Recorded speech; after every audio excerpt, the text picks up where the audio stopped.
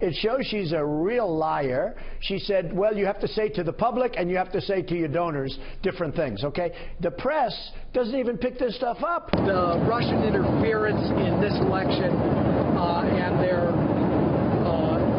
apparent attempt to influence it on behalf of Mr. Trump is, I think, should be of utmost concern to all Americans, whether you're a Democrat, an Independent, or Republican. Tough to hear him there. John Podesta talking about the hack on his email, saying it's a Russian operation and that the FBI is looking into it.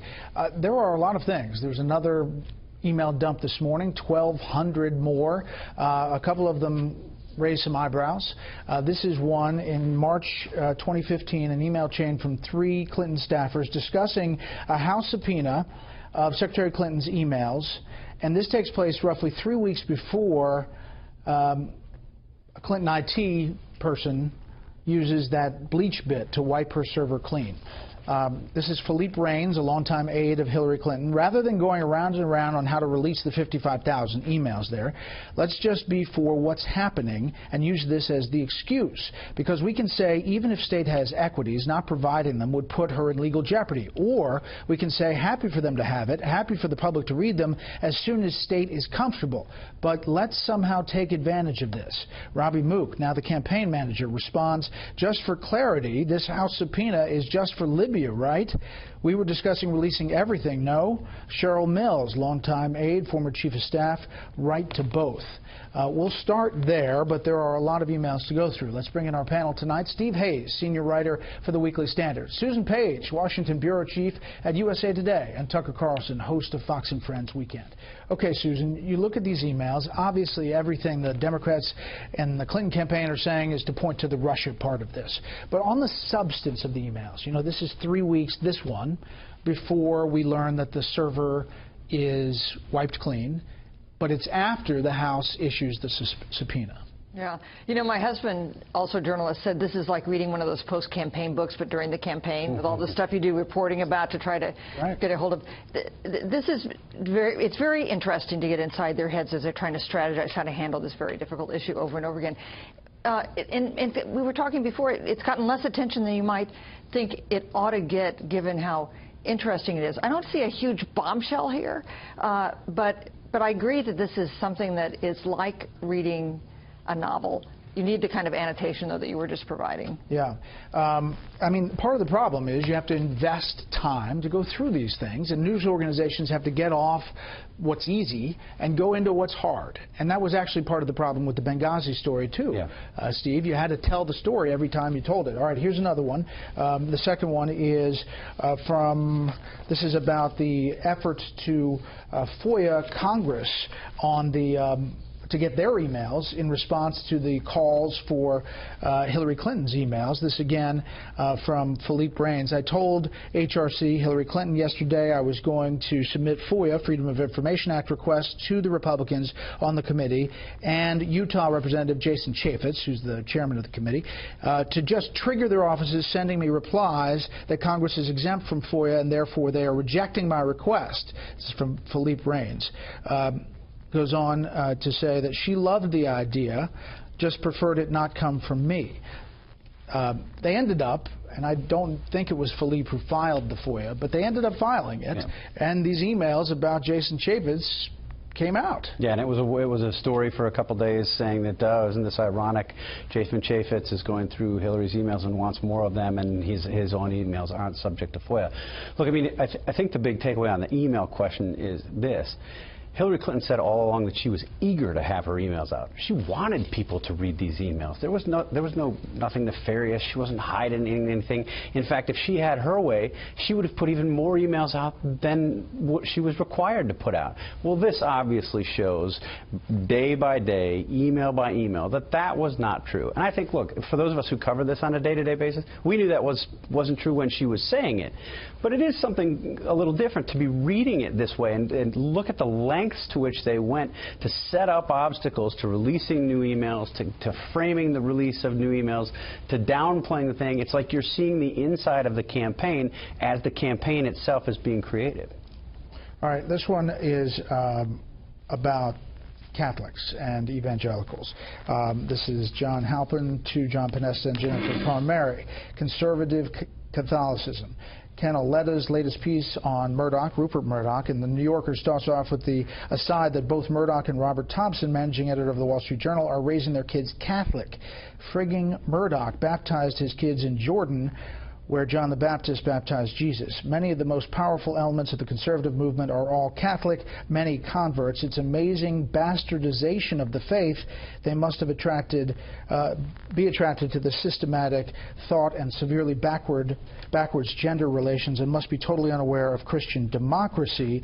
Jennifer Palmieri responds, I imagine they think it is the most socially acceptable, politically conservative religion. Their rich friends wouldn't understand if they became evangelicals. Tucker.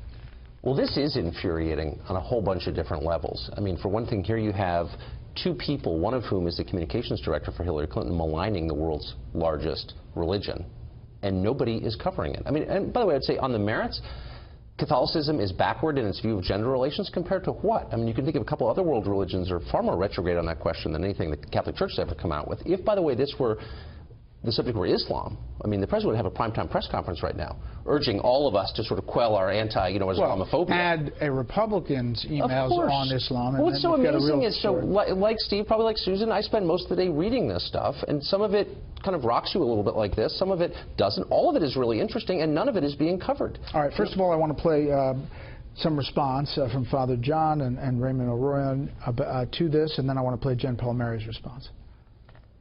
To suggest that somebody is becoming Catholic or becoming a Christian and raising their children in the faith, why? For political purposes. That's not smart. That's not American. This isn't just anti-Catholicism. This is anti-American talk. I think Catholics will get more enraged, and question marks will continue to hover above this campaign. What do they intend, and how do they think Catholics and evangelicals fit into America? I'm a Catholic. I don't recognize that email that we saw, and this whole effort is led by the Russians. The Russians, ones that orchestrated the attack. We believe, as noted by the statement from the Director of National Intelligence, that they're also behind the timing and manner of the leaks, and we are not going to do any more to comment or aid in their efforts. Okay, Susan. So, I mean, how big a problem? Let's just imagine it was getting covered every place. How big a problem is this potentially for a campaign? This particular exchange issue, the Catholic. Yeah, you know, being respectful of other people's religion, it's a fundamental American tenet. It's an important thing, and there is a snarky tone to this exchange. And absolutely that's inappropriate. I would say that the most inappropriate language came not from Jennifer Palmieri, who's with the campaign, but from a guy who's with the Center for American Progress, a think tank.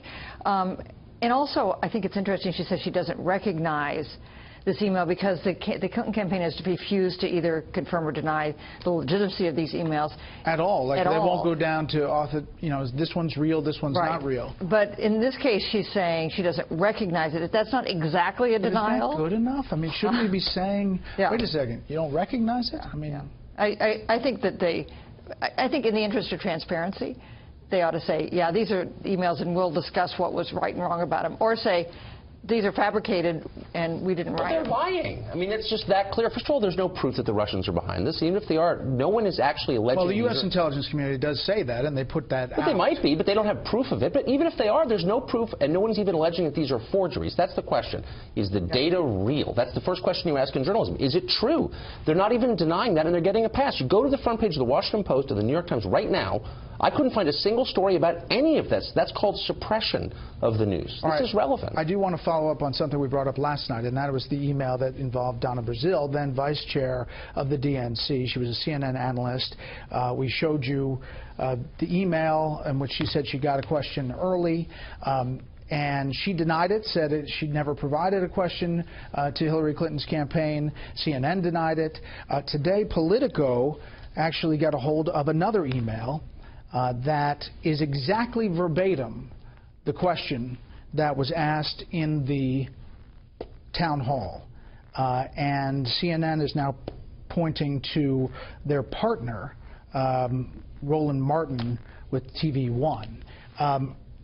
Bottom line is this is exactly the email that we were talking about last night, and it's the exact question asked. If the email's real, and if that happened, that's not how journalism is supposed to work. And that's an understatement. I mean, you can't provide questions to politicians before they come on your air to be tested by answering questions for the voters. So it would be sort of the breaking of the cardinal rule of journalism if that was the case. I mean, you can see that there's a distinction between what somebody like Donna Brazile, who was a contributor at CNN, does, and is fundamentally a political person. I don't think she would deny that if she were sitting here with us. She wants her side to win, and what journalists do. But in my mind, that's no excuse if she, in fact, provided the questions to Hillary Clinton so that she could prep for them, create an answer for them, rehearse them, and present herself as if this is the first time she's hearing it. I mean, in fact, said in the answer, that's such a difficult question.